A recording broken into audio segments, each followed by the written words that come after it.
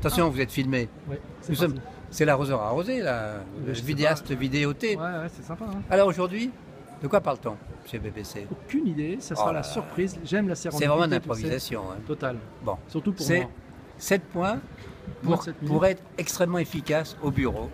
Et ces 7 points résultent d'une étude qui a été faite auprès de tous les managers qui réussissent. Et donc ils ont en commun ces 7 points. Toutes les études de confiance. Voilà, et donc c'est du solide, c'est du lourd. Forcément. Le premier point, c'est quand vous vous réveillez le matin, d'abord, faites en sorte que vous soyez de bonne humeur, mais surtout, dites-vous que pour la journée, il va falloir agir plutôt que réagir. C'est-à-dire prendre l'initiative plutôt que de se faire balloter par les demandes. Subir, quoi, en fait, c'est ça, hein.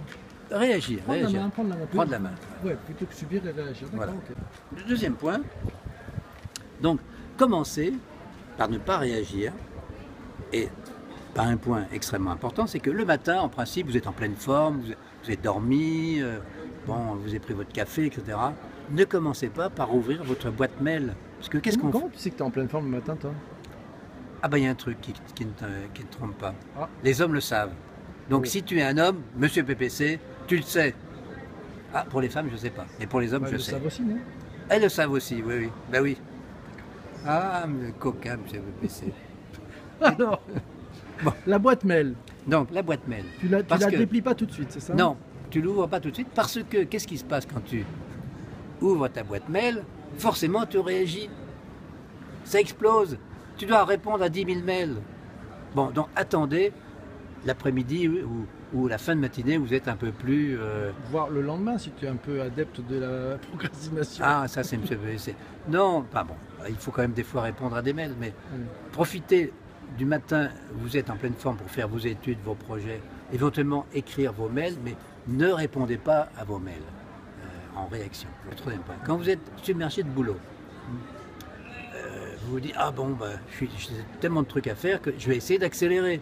Ouais. C'est pas ça la méthode. La méthode, c'est, je dois faire 10 choses, et bien si j'en faisais que 8. Et les 2 autres, que je vais laisser de côté, mais je vais les confier à quelqu'un d'autre, ou au contraire, bah, je vais les remettre à plus tard, ou je les fais plus. Finalement, c'était pas intéressant. Non, ça valait pas le coup. De toute façon, si c'est important, ça revient le lendemain. Hein, voilà.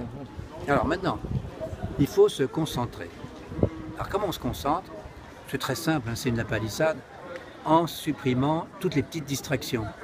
Les coups de sonnette, vous répondez pas, enfin bref, les sollicitations sur les réseaux sociaux. Focalisation. Voilà. C'est la clé de Mettez vos écouteurs à la limite, silence. Voilà. Luttez contre la procrastination, évidemment. Parce que de toute façon, la poussière que vous mettez sous le tapis, le lendemain, elle y sera toujours et vous allez en ajouter et ça sera de plus en plus dur.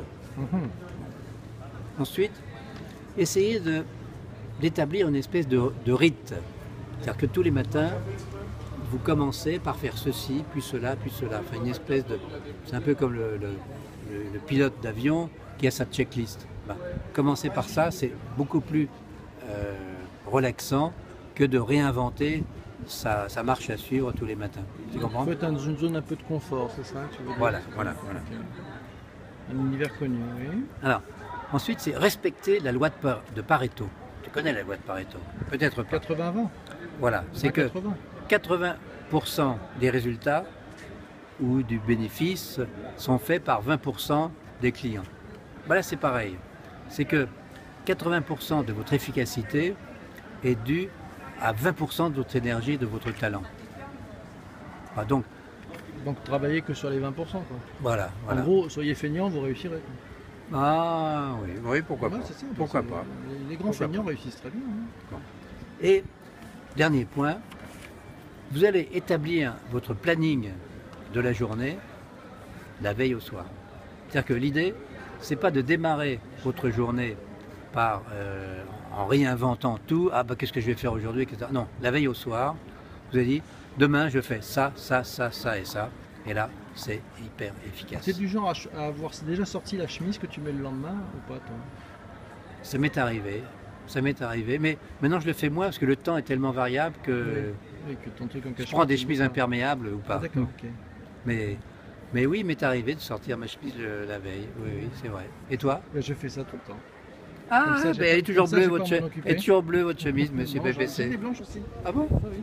Ça, c'est les jours de beau temps. Ah oui. Merci, monsieur PPC. Eh ben, Et à merci, bientôt. monsieur Henri, pour ces conseils de bonne loi. Ah, de bonne, De bonne loi. de bonne loi.